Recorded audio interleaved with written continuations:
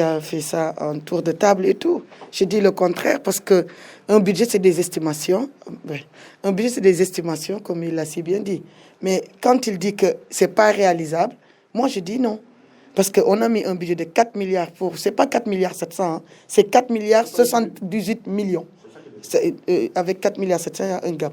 Donc, un budget de 4 milliards 700, effectivement, on vient d'un budget de 2 milliards 700. Si aujourd'hui, on a 4 milliards 78 millions, ça veut dire qu'il y a vraiment un écart. L'écart est positif. C'est à réaliser. Parce que non seulement, je lui ai expliqué tout à l'heure, qu'il y a les fonds de dotation, les fonds de concours, les fonds de péréquation, le fonds minier et tout ça. Si on additionne, on cumule tous ces fonds-là, ça fait 836 millions.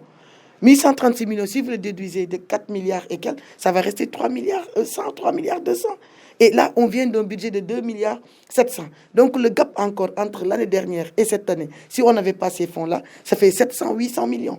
Et là, pour atterrir, pour avoir tous ces, pour pouvoir recouvrer ou obtenir tout ce budget, réaliser tout ce budget, ça, il nous faut effectivement des niches de recettes à faire. Et là, il l'a dit aussi, comme moi aussi, je l'ai évoqué en tour de table. Et je pense que tout ça, l'équipe municipale, la mairie, d'une manière générale, va s'y mettre pour essayer d'avoir les 4 milliards. Et là, c'est un budget réaliste pour moi. Parce que Mbour doit dépasser en tant que carrefour économique, en tant qu'une ville, une commune très dense, un truc, du point de vue population, du point de vue activité économique, ainsi de suite. Donc là, le reste, c'est une volonté, un engagement et du dynamisme, et ça va aller. On vous a interpellé en tant que conseillère pour le foncier, l'affaire Auchan et pas mal de... Oui, pour le foncier, l'affaire Auchan et tout, comme lui, il dit qu'il a les documents, il a les preuves, les justificatifs et tout.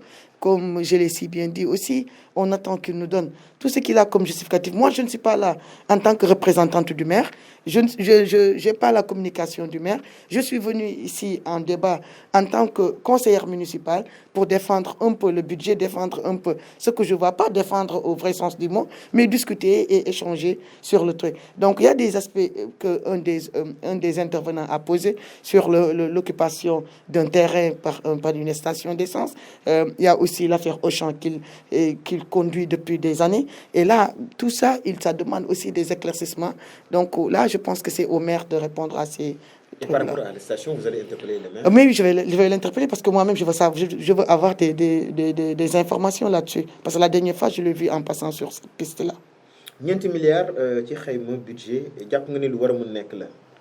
waaw 9 milliards ci xayma budget lu mën a nekk la luñ mën a dépassé waat la parce que dama ko fàtte wax sànq si français bi parce que en 2014 déjà man bi ma njëkkee ñëw sama premier conseil municipal en 2014 ma gis budget bi nekk ay 1 milliard et quelque dama ne leen lii ñun war nañ ko dépassé en tant que Mbour man ni ma gisee Mbour ak image yi ma bëgg Mbour am ak fi ma bëgg mu dem bien que budget du xaalis boo teg am na foo xam ne da nga koy dem wuti ji pour mën a ko ñëw utiliser mais nañ def effort pour ñu mën a dem am 5 6 7 milliards donc kon man su ma ñëwee 2021 malgré le contexte de la Covid bu mu évoqué c'est vrai que c'est une réalité on vit avec la Covid mais ça ne nous empêche pas quand même d'être plus ambitieux et d'aller de l'avant.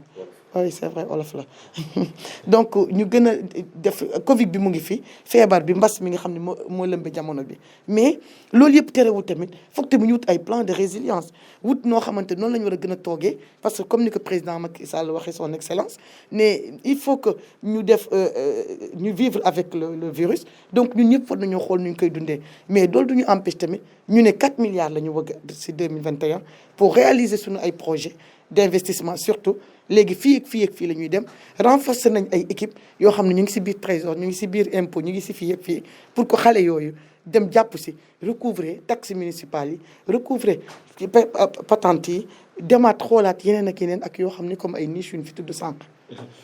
am na ku lay interpellé en tant que conseillère que ni boo saag ni war nga ko mën a joytul ci kanamu maire bi station beeg Auchan beeg wàllu suuf seeg yooyu noonu. waaw ñu ngi koy saluer en passant wax na dëgg parce que doomu Mbour la su gisee loo xam ne jaaxal na ko man ma nekk conseiller municipal toog fii tey di waxtaan si affaire budget affaire Mbour di waxtaan ñu sax Sénégal Mbour la ñu waxtaan kon war na ma si mën a interpeller mais am na fànn yoo xamante ni aw ma si réponse mooy si station boobu mu yor parce que man maa ngi koy doog a gis yaa de cela 2 jours 15 jours samedi bële passé laa ko gis fin décembre bi je pense oui. ma fiy jaar laa ko gis donc man mii damaa ne woon sama xel dinaa woo maire pour laaj ko station bi lu ko fi indi kañ la moom ak kañ kat moo ko moom ak lan moo ko fi waral donc comme interpellé na ma si suba incha allah guddi na nii mais su ma yeewoo monsieur le maire dama koy wal ma dem këram mu wax ma lii ak lii ak lii la ma am si information pour beneen yoon bu ma interpellé dinaa si mën a tontu. xëy na li ñu ci yokk rek ci olof bi mooy que ne côté suuf bi maanaam caxat bi. waaw côté suuf bi moom sama waa ji moom wax na ko sax ba pare parce que ñoom comme ñoom dañuy nekk rek di caytoog di génne ay mbóot ak ay kafaar ak yooyu yëpp noonu di ko wax mais xam na ni ko bi ñuy ñëw si conseil municipal bi fekk ñu fi suuf.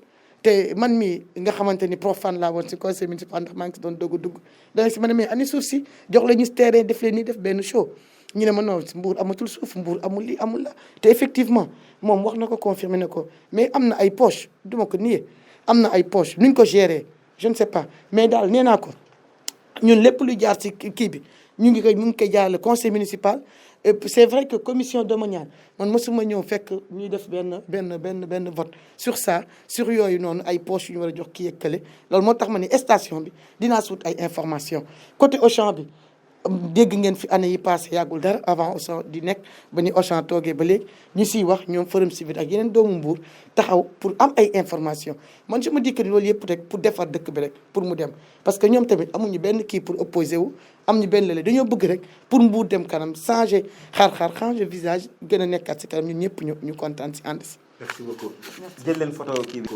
jël leen photo. waaw par rapport à la Covid c'est une pandémie qui est là depuis 1 an. Déjà, c'est ce matin, quand même, par les biais de la radio internationale RFI, nous avons anniversaire One Beck, les premiers trucs.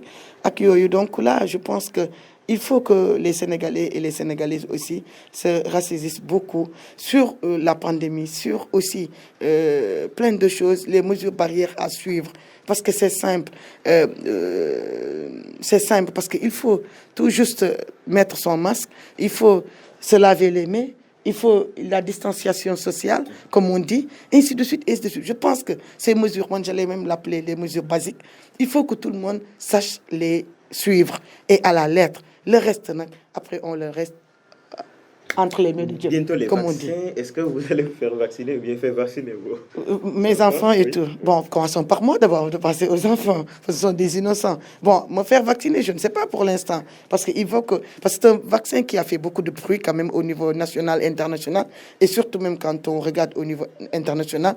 Et ça fait quand même un peu peur. Mais néanmoins, d'ici le mois de mars, que le vaccin sera au Sénégal, on verra. Peut-être qu'il y aura des évolutions positives et ça va permettre aussi aux populations de s'en approprier et d'avoir aussi des informations plus concrètes et plus apaisantes. Et là, s'il le faut, on va se faire vacciner. D'accord. Tu wolof Covid bi lan mooy message bi ak ndax yow di nga vacciné wu wala. waaw Covid bi liy message bi mooy dama yaakaar ni ko dafa simple ñun ay docteurs la ñuy suivre depuis 1 an mooy décembre ñun sax mars la woon matagul 1 an balaa mu mat 1 an c'est la ko fi yàlla jëlee. donc ni ñu war a def rek mooy balaa boobu muy Covid bi di jeex nañ def mesures yi nga xamante ni yomb na dañoo ne ñuy takk masque léegi gis nañ yombal nañ ko ñaar fukk lay jar fépp ñu ngi koy jaay c'est accessible man accessibilité bi sax surtout moom mu si gën a neex ndax des fois sax nga dox fàtt sa masque ne wàcce sa oto ne jaay ma masque donc kon loolu yomb na ñaar fukk la vraiment ñaaruñu benn Sénégalais toog te amul ñaar fukk bu mu jëndee masque bu dul loolu tamit raxasoo ak saabu raxasu ak gel bi butéel bu ndaw bi mu ngi jar 1200 750 te mën na durer si yow plus d'1 mois loolu tamit war nañ ko mën tamit di ko jumtuwaay xale yi aussi bu ñu jógee école ñu wax la ñu raxasu bu ñu demee école tamit ñuy raxasu je pense que tamit yooyu yëpp foog ñu defaat ko parce que tamit war nañoo sàmm tamit suñu mag ñi sàmm suñu bopp sàmm suñu ay njaboot parce que léegi moom amul âge c'est tout le monde surtout avec évolution bi amaat variante bi génnaat donc loolu war nañ si gën a waxaat waaw dinaa vacciné wu sénégalaise la doomu réew mi la te comme ñëpp bëgg seen bakkan su nekkee vaccin bi moo ñuy faj dinaa vacciné wu mais nañ si am li nga xamante ni moo ñuy convaincre parce que am na ay wax yu bëri lu si am ba nga xamante ni ñun dañoo tiit te vaccin bi ñëwagul fii ak mois de mars desaat na ñaari weer mën na am balaa boobu médecin yi au niveau national international gën si gisaat ay jumtukaay bu gën a normal si vaccin am bu ñu ko vaccin incha allah dara duñ dal buñ dara dul dal rek nañ vaccin